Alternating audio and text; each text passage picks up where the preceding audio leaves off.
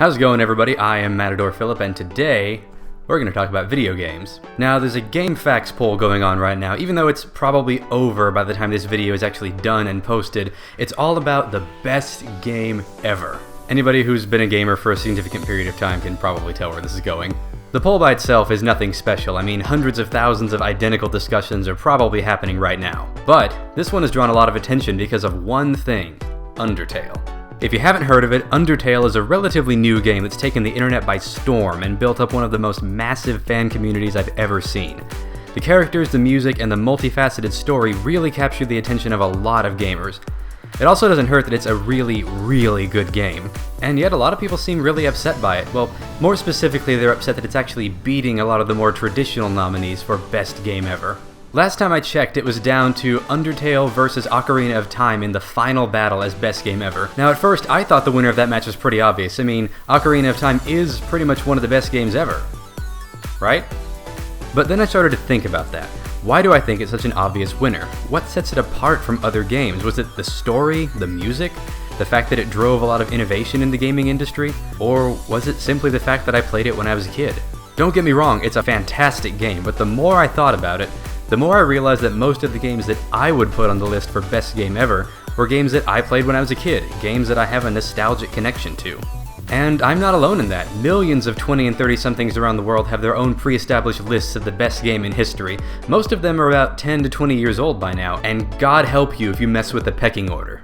Massive rage-fueled internet fights have sprung up debating the merits of Final Fantasy VII, Mother, Shadow of the Colossus, what have you. It's totally understandable. These are all great games.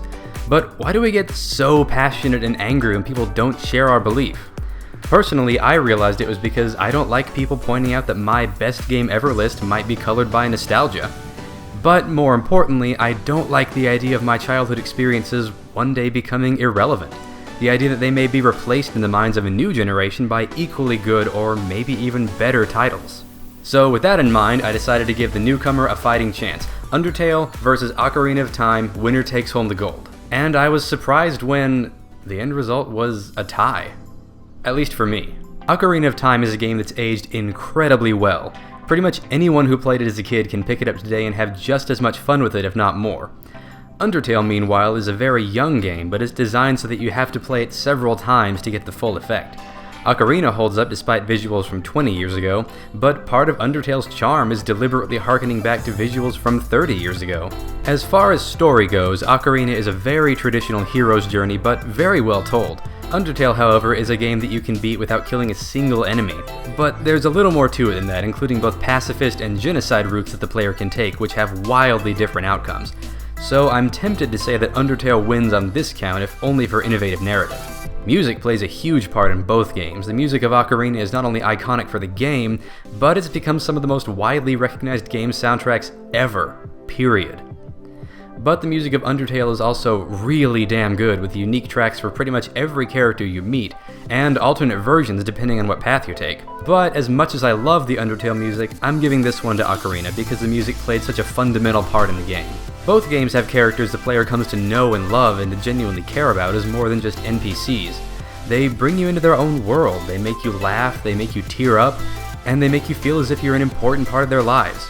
When you reach the ultimate ending of both games, you really feel like you've accomplished something. So the big question here is it really so outlandish to think that a game drawing inspiration from great games of past generations could improve the formula and become greater than its precursors? So it's a really close match for me, and I just can't pick a favorite. After all, how do you go about deciding what makes a game great? What sort of tests do you put it through? Is there any way we can reach a purely objective decision about what the best game ever is without it being colored by our nostalgia? Well, probably not. If you ask me, it's up to all of us, and up to you. Any attempt to rank games based on a system is going to be inherently flawed from the ground up, and there will always be crowds of people who disagree with the verdict, usually very loudly. So thank you for watching this video. Please let me know in the comments how very, very, very wrong I am and all the forms of torture that you wish upon me. And hey, subscribe while you're there. But seriously, let me know in the comments whether you agree or disagree. Try to be civil about it because, again, this is a very sensitive issue and I understand that everybody has different opinions. I just couldn't pick one side, so let me know what you think, and please leave a like on this video if you liked it and want to see more videos like this in the future. Again, thank you guys so much for watching this video, and until next time, adios.